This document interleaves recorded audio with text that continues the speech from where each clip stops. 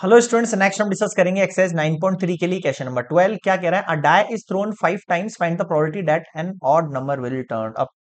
तो सबसे पहले जो आपके पास गिवन वैल्यू है, n की वैल्यू कितनी है? 5 है। पहले तो ये ध्यान दे लो। सैंपल स्पेस कितना होगा एक डाई में? ऑब्वियस सी बात है, 1 2 3 4 5 एंड 6 होगा। Find the probability that an odd number. तो ऑड नंबर आपका सक्सेस केस है एक तरीके से। तो probability of getting an odd number, है ना? क्या है भैया? ऑड नंबर के लिए आप प्रोबेबिलिटी बनाओ, यही आपका सक्सेस केस है पी। तो ऑड नंबर कितने दिख रहे हैं आपको? 1 2 3 6, यानी कि 1/2। अब ऑब्वियस बात है, क्यू की वैल्यू कितनी हो जाएगी? 1 में से हाफ माइनस करेंगे तो सेम आएगी वैल्यू। यहां तक समझ में आ गया? अब अगर मैं यहाँ पर कंसिडर करता हूँ यहाँ पर P X equals to R को, ठीक है? तो एक्स इक्वल्स टू आर को अगर कंसिडर करता हूँ तो फॉर्मूला हो गया ये, पी की वैल्यू हो गई आर, क्यू की वैल्यू हो गई N minus are.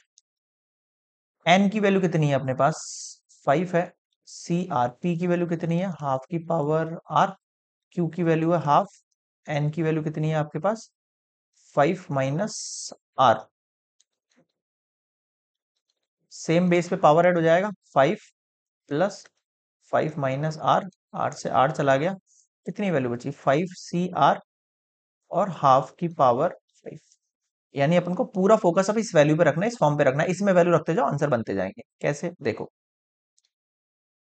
P X equals to R, 5 C R और हाफ की पावर 5।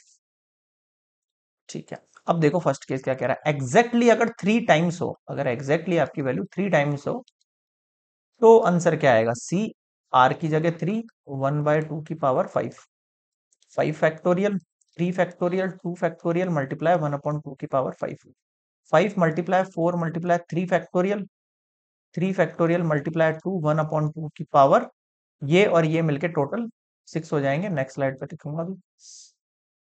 ओके। और देखो, 5 मल्टीप्लाई 4, ठीक है, नीचे आ जाओ आप। ये 2 और इसमें से एक 2 और बाहर निकाल दिया मैंने, और एक 2 की पावर 4 छोड़ दिया बाहर, ताकि ये दोनों कैंसिल आउट होके 5/2 की पावर 4 यानी 16 बच जाए। समझ में आया? नेक्स्ट देखो, x इक्वल्स टू क्या कह रहा है? एटलीस्ट 4 आइटम होने चाहिए, कम से कम 4 होने चाहिए।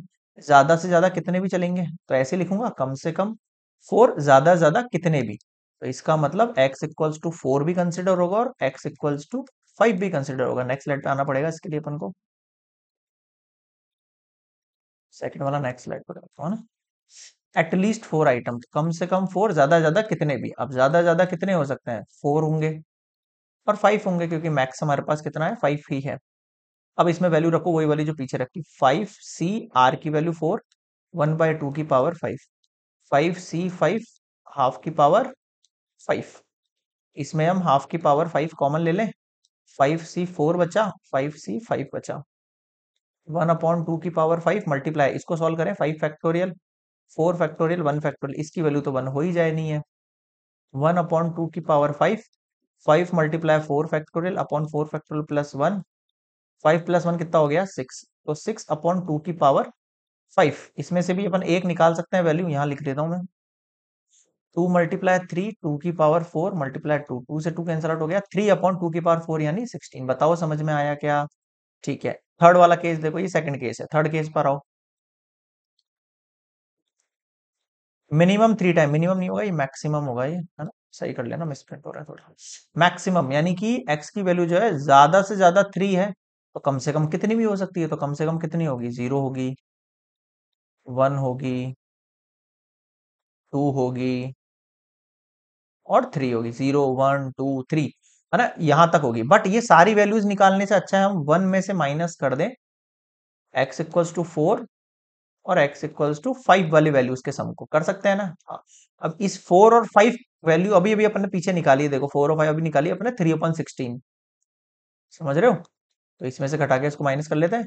16 माइनस 3/16 हो गया आपके पास वैल्यू। तो बताओ कितना बच जाएगा आपके पास? 13/16 बच जाएगा। अब बताओ क्या नहीं आया? क्लियर है? So this is complete question number 12। और कोई डाउट लगे कमेंट्स में बता देना आप।